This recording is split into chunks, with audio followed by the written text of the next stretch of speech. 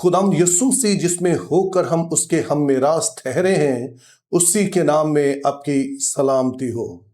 रूत की किताब उसके 30 बाब में हमें एक लफ्ज़ मिलता है, यानी कराबती, इंग्लिश में इसे किन्समैन कहते हैं। और इसका सादा मतलब तो ये होता है, आम फहम मतलब तो ये होता है कि वो जो करीबी रिश्तेदार होता है। लेकिन जब शरीयत में या फिर हम कहेंगे कि बाइबल मुक़द्दस में ये लफ्ज़ इस्तेमाल हुआ, तो ये एक तकनीकी इस्तिलाह है, ये ख़ास तरह का एक टाइटल है। और इसकी जड़ें हमें इस्तिस्ना 25 बाब उसकी 5 से 10 आयत में मिलती हैं। और इस हवाले में बताया गया कि अगर किसी शख्स की शादी हुई है लेकिन अभी उसकी औलाद नहीं है और वो मर जाता है, तो उसकी जो बेवा है वो उसके भाई से, अपने देवर से शादी करे। और उसके पीछे जो लॉजिक बयान किया गया है वो ये है कि जब ये भाभी और देवर की शादी हो जाएगी भाई की वफात के बाद, तो जो पहली औलाद उनकी पैदा होगी, जो पहला बेटा पैदा होगा, वो मरहूम भाई के नाम का कहलाएगा, जिसका दूसरे लफ्ज़ों में मतलब है कि वो ज़मीन जो छोड़कर मरा है वो उसका वारिस ठहरेगा। इस कदरे अजीब हुक्म को आप बेहतर तौर पर समझ सकते हैं जब आप अहबार 25 बाब उसकी 23 आयत पढ़ते हैं। इस आयत में बताया गया है कि इसराइल को ये इजाज़त नहीं थी कि वो अपनी ज़मीन बेच सकें, और अगर कोई ऐसा कर भी देता है तो कुछ सालों बाद, यानी कि साल जौबरी में, उसे वापस मिल जाती थी। लेकिन इस वाले हुक्म के पीछे जो असल वजह थी वो ये थी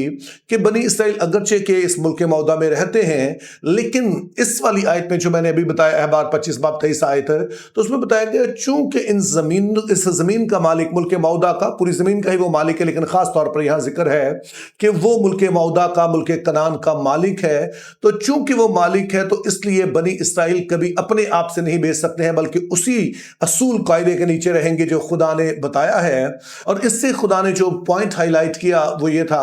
कि वो ना सिर्फ उनका खुदा है बल्कि उनका बादशाह भी है। जैसे उस जमाने में रवाज होता था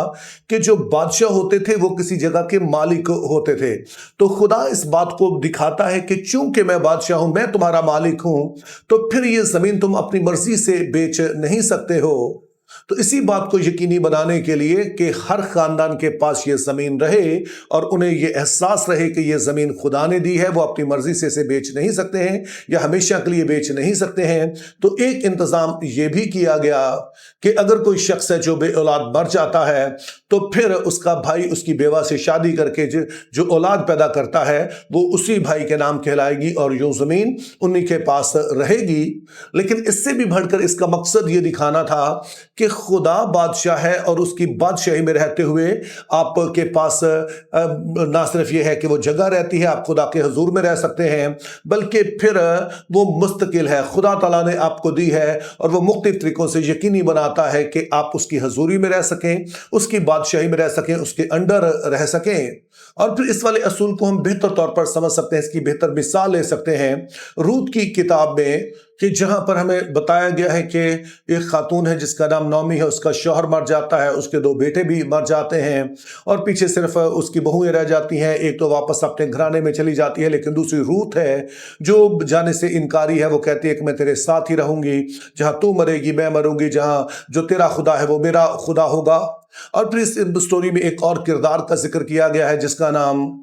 बोएज है, और फिर हमें बताया गया कि किस तरह से वो करीबी रिश्तेदार बनता है। और ये स्टोरी से आप बखूबी वाकिफ होंगे,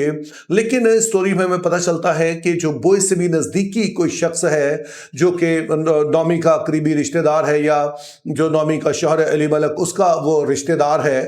तो उसको जब दावत दी जाती है कि वो नौमी के पास जो ज़मीन है वो उसे भी ले सकता है, लेकिन उसके लिए उसे शादी करना पड़ेगी रूत के साथ, जिसका मतलब ये होगा कि ना सिर्फ उस ज़मीन की कीमत अदा करेगा जो भी नौमी चाहती है, बल्कि साथ में उसे शादी करना होगी रूत के साथ भी। और उनका जो पहला बेटा होगा वो नौमी का जो ख़ानदान है, अली मलिक का जो ख़ानदान है, उनकी जो ख़ानदानी ज़मीन है वो उसका वारिस ठहरेगा। लेकिन ये जो करीबी रिश्तेदार है जिसका नाम हमें नहीं बताया गया है, ये इस बात का इनकार कर देता है कि नहीं, मैं ये ज़िम्मेदारी नहीं ले सकता हूँ, चूँकि एक तो वो कीमत अदा कर रहा है उस ज़मीन की, और ऊपर से फिर उसका जो रूत से पहला बेटा पैदा होगा वो इस ज़मीन का वारिस ठहरेगा। तो इस तरह से वो समझता है कि ये सौदा काफ़ी उसके लिए महंगा है कि वो एक खातून का भी वो जिम्मेदारी संभाले, और इसी तरह से कीमत भी अदा करे और उसके बाद जब बेटा बड़ा हो जाए तो फिर वो ज़मीन भी उसे देनी पड़े जो उसने ख़रीदी है, और इसके अलावा शायद बाद में उसके अपने घराने के लिए भी मुश्किल पैदा हो, तो वो इस कीमत को अदा करने के लिए तैयार नहीं है। तो इससे हमें कराबती के बारे में दो बातें पता चलती हैं। पहले नंबर पर तो कराबती को इस काबिल होना चाहिए कि वो कीमत अदा करके उस जगह को छुड़ा सके, और दूसरे नंबर पर फिर वो इस बात के लिए विलिंग भी हो, इस बात के लिए वो तैयार भी हो कि वो ये कीमत देगा। तो इस तरह से जो बेनाम कराबती है नौमी का, वो तो नहीं खरीदता है ज़मीन, लेकिन बाद में हम देखते हैं कि ये जिम्मेदारी जो है वो बोइस ले लेता है। तो इस वाली स्टोरी में हमें वाज़े तौर पर यीशु मसीह की तस्वीर नज़र आती है। ये बहुत ही एक अच्छी मिसाल है खुदा की बादशाही को, और यीशु मसीह ने जो कुछ हमारे लिए किया है, क्योंकि इसमें कई एक थीम्स हैं जो कि आकर कन्वर्ज हो जाते हैं, एक जगह पर हमें नज़र आते हैं। पहले नंबर पर तो हमें खुदा की बादशाही के बारे में पता चलता है कि जब खुदा ताला ने इस कायनात को बनाया, आदम और हवा को बनाया, तो खुदा ने उन्हें अपने साथ बाग़ अदन में रखा। उन्हें खुदा के इख्तियार के नीचे रहना था, खुदा की बादशाही में रहना था। लेकिन बहरहाल अपनी नाफरमानी की वजह से आदम और उसके साथ नस्ल इंसानी जो है वो खुदा की हजूरी से दूर हो जाती है, खुदा की बादशाही से दूर हो जाती है। तो इस तरह से खुदा ताला ने जो बरकत, जो जगह नस्ल इंसानी को दी थी, वो उसे खो देता है। लेकिन फिर हम देखते हैं कि यीशु मसीह आकर हमारे लिए दरवाज़ा खोलते हैं कि हम वापस उसकी बादशाही में आ सकें, खुदा की बादशाही में आ सकें। लेकिन उसके लिए ज़रूरी था कि वो हमारा करीबी रिश्तेदार बने, यानी कि जैसे हम हैं वो वैसे ही बने। इसीलिए इब्रानियों के ख़त में लिखा है कि उसका अपने भाइयों की मानिंद बनना ज़रूर था, क्योंकि तभी वो हमारा करीबी रिश्तेदार बन सकता है कि जब वो हमारे साथ इंसानियत में शामिल हो। अगरचे कि वो खुदा है, लेकिन वो इंसान बनकर आता है ताकि हमारे साथ का हो, हमारी तरह का वो नज़र आए, और इस तरह का वो हमारा हम मेरास भी बन सके, करीबी रिश्तेदार भी बन सके। और फिर हम देखते हैं कि इसके लिए वो ना सिर्फ राजी है कि वो अपनी जान दोस्तों के लिए दे, जैसे उसने कहा भी कि कोई किसी से ऐसी मोहब्बत नहीं करता कि अपनी जान अपने दोस्तों के वास्ते दे दे, और यीशु मसीह इस खिदमत को सर अंजाम देते हैं कि अपनी जान अपने दोस्तों के लिए दे देते हैं। क्योंकि जिस तरह से मुकाशवा 5 बाब उसकी 9वीं और 10वीं आयत में पढ़ते हैं कि यीशु मसीह हैं जिन्होंने अपने खून की कीमत देकर तमाम कौमों और कबीले और अहले ज़ुबान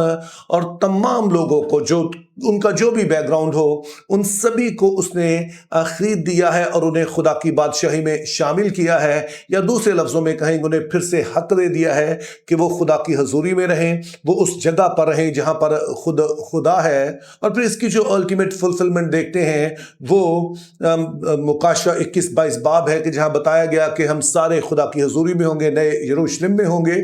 चूँकि आदम के गुनाह के बायस आदम ने जब अपने आप को गुनाह के हाथों बेच दिया, तो यीशु मसीह ने उसकी कीमत अदा की है। इसीलिए हम वापस खुदा के हजूर में आ सकते हैं, उसकी हजूरी में रह सकते हैं। ताहम याद रहे कि इसकी एक बहुत बड़ी कीमत उसने अदा की है, जो कि कीमत अदा कर भी सकता था, क्योंकि उसमें कोई गुनाह नहीं था, उसके अपने ऊपर कोई कर्ज नहीं था, और जिसकी मर्जी भी थी कि वो ऐसा करे। तो मेरी दुआ है कि हम खुदाम यीशु मसीह की इस खिदमत को समझते रहें, और ये भी कि किस तरह से अहद अतीक के असूल कायदे मसीह यीशु में पूरे होते हैं, क्योंकि जब हम इनकी रोशनी में यीशु मसीह को पढ़ते हैं तो हम सच में समझ पाते हैं कि वो असल में कौन है। तो मेरी दुआ है कि खुदा हम सभी को फजल दे कि हम इन बातों को बेहतर तौर पर समझें और इसके मुताबिक ढलते चले जाएं। आमीन।